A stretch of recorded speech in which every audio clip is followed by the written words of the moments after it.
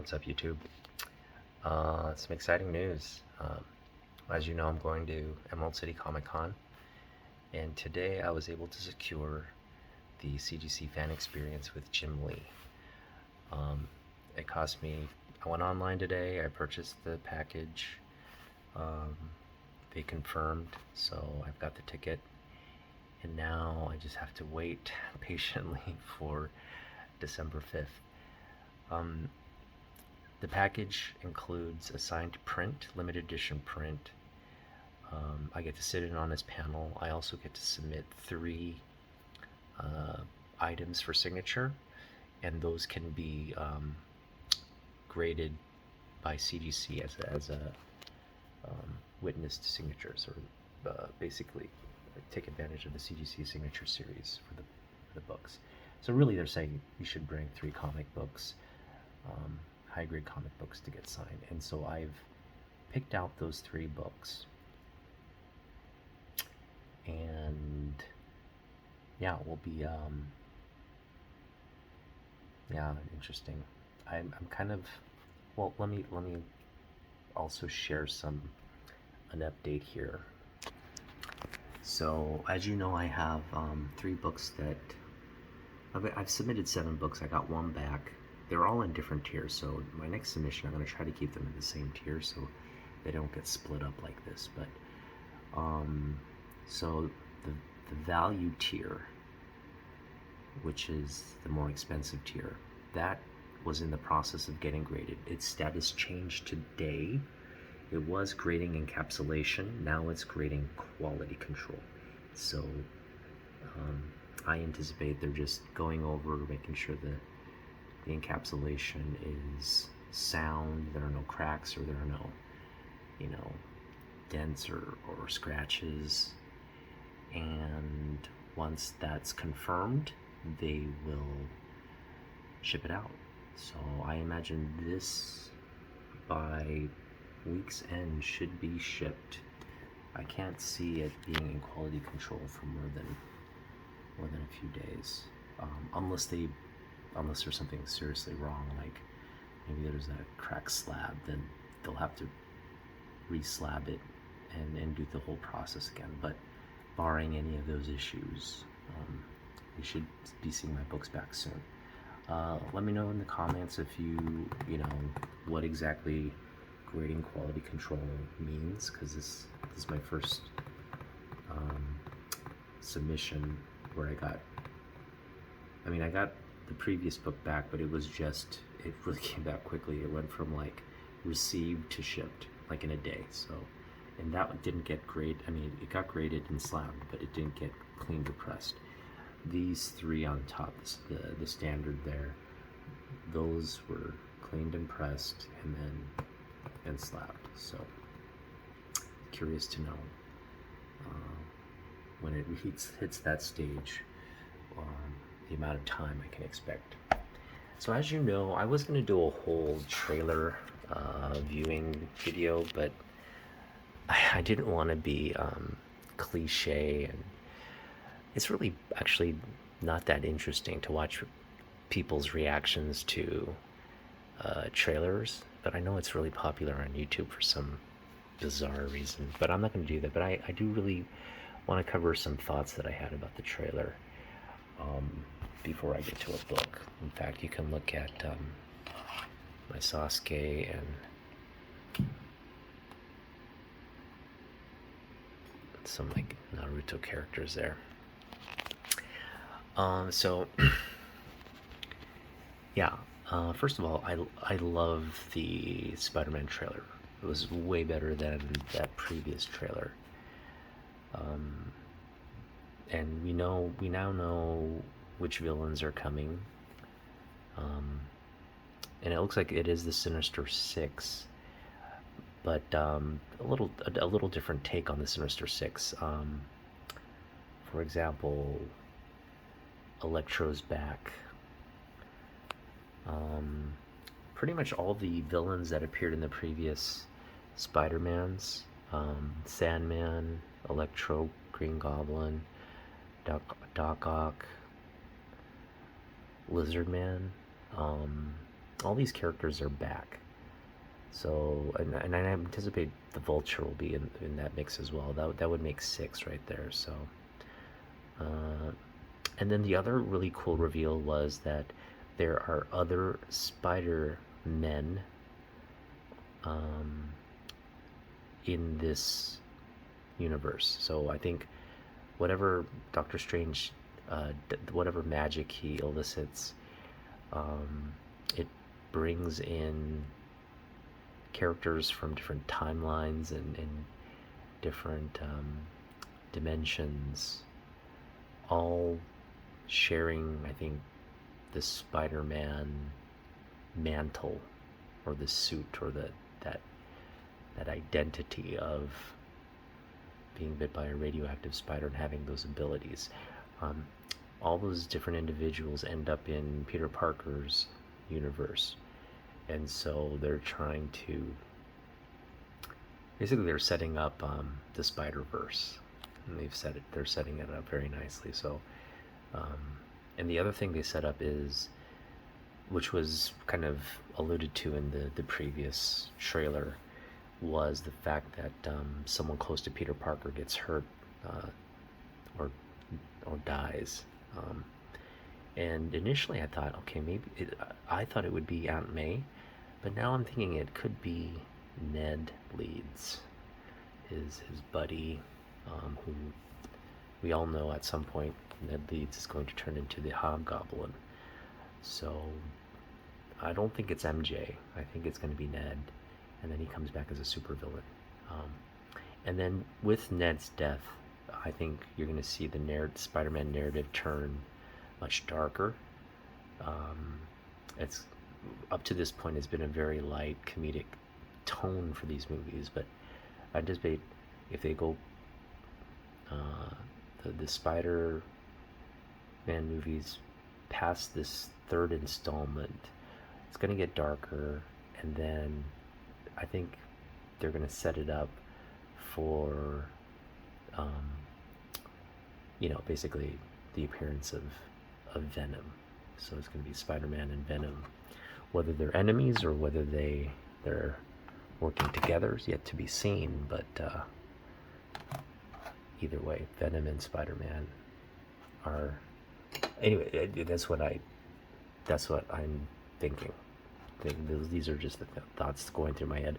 I could be completely off, and I don't have any basis to base these opinions on. It's just watching the videos and my limited comic book knowledge. But everybody has an opinion.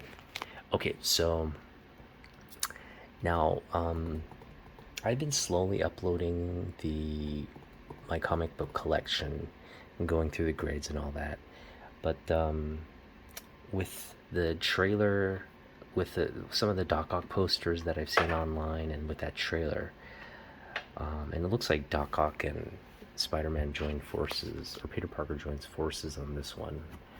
I was going to save this comic to share as my very last comic, because it is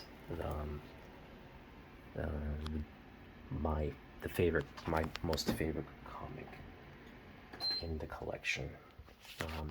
It's my most cherished book, but I'm going to share it with you now, because I have I have a little bit of a dilemma, so I'll kind of share that with you now. This is my most prized book. This is my most prized book in the collection. And you're thinking, well, what's so special about this book? It's not worth much. It's just a favorite cover of mine. Now in this issue, these are Doc Ock's arms that attack. These are, as you know, if you've read a Spider-Man, Doc Ock has like a mental connection with these arms. So these arms kind of respond, and so oftentimes Doc Ock is in a prison somewhere, and he somehow gets control of his arms, and his arms come, or they move without him and they attack Spider-Man, or they break him out of jail. And that's pretty much what the story is here. They attack Spider-Man while he's in prison. This is a great John Byrne cover.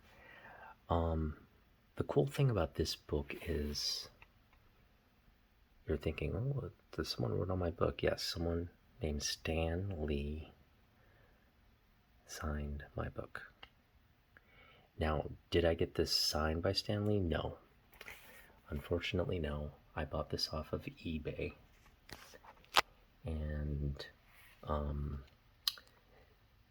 as you know, I have like a certain standard for if I'm going to buy a signature book.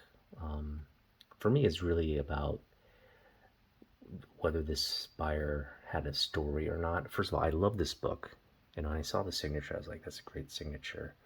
Beautiful signature. Look at that signature. But it was really about like connecting with the seller and finding out, okay, was there a story behind this book? This is obviously not your typical Comic-Con signing event signature. Okay, it's very clean. And so I got a very great narrative. So the story of this book, and I'm going to protect the names, just use kind of like syllables. But there's a JR, and JR attended an air show in Wisconsin. Now JR is from Illinois, but he attended a air show in Wisconsin because I guess he found out that Stan Lee was going to be at the event. Now Stan Lee, this was an event, I believe in like August of 2017. And basically he attended the event. It was an air show, okay, an air show. No comics, nothing comic book related at all. But Stan has a passion for aviation. His foundation helps support and train, basically they give scholarships to people who want to learn how to pilot. So it's a young pilots program, and it's that's pretty cool that his foundation supports kids who want to be pilots. And so, as part of this pilot program in Wisconsin, they had Stan develop like a comic book character to help to be basically the branded face at these events to promote the program. And so Stan was there to kind of reveal the superhero character. And there's a video on YouTube, so just look up Stan Lee Air Show comic book hero, and you'll find like a video of him speaking, and just basically what the day was like. It was a beautiful day. He was in a good mood. He gave a speech. He was all smiles. He was engaging with his fans. It was like just your prototypical Stan Lee, just like as you want to remember him. And mind you, he did sign books. You had to pay for signed books, but I anticipate that it was an air show. I'm sure there weren't a lot of comic book fans there, so you probably got just a handful of fans who paid to get their book signed. And so one of those individuals was a JR, and he got this book signed, and then he gifted this book to his girlfriend, okay? And his girlfriend then held on to the book. They broke up. And she just had this in her possession for the longest time. She knew it was worth something because she knew Stan Lee, obviously. Who doesn't know Stan Lee? But she got married and just didn't have didn't want this book in her house, and so she put it on eBay. I negotiated a pretty good price, lower than what probably it was. I negotiated a price that was lower than what Stanley signatures are going for, and so I'm very happy with the price of this that I got it for. I love the book. I love the placement of the signature. I just love this entire, just the way it looks. This classic. And this is my piece of Stan. Now, the dilemma. As you know, if you watched my previous videos, I'm taking 3 books to get CGC's signature series slabs. And I chose basically X-Men 248, which is Jim Lee's first X-Men book. Alpha Flight 53, which is Jim Lee's first cover for Marvel. And the last book is Superman 204, which is Jim Lee's first Superman for DC. Now, I just found out today, so I thought those are the 3 books, because I'm not going to have a lot of time to hunt for comics. I thought the signing event was going to be closer, like in the morning. Turns out the panel is at 11 o'clock. It ends around noon. And then the CGC signing event starts at 3 p.m. So I have roughly till noon to 3 to shop for comics. And then the last hour, 4 to 5, to also kind of shop. So 3 hours is not a long time. Anybody who's dug through long boxes and been at comic shops, and that 3 hours goes by really quick. So I don't know how much. I think I have to be really efficient with my time management. Like, I can't dawdle. I basically have to go from the Jim Lee event at the Marriott, run back to the convention, and just literally just hunt for books for 3 hours, and then run to the Jim Lee CGC signing event, get my book signed, and then just basically go back and look for more books, try to get books off my checklist.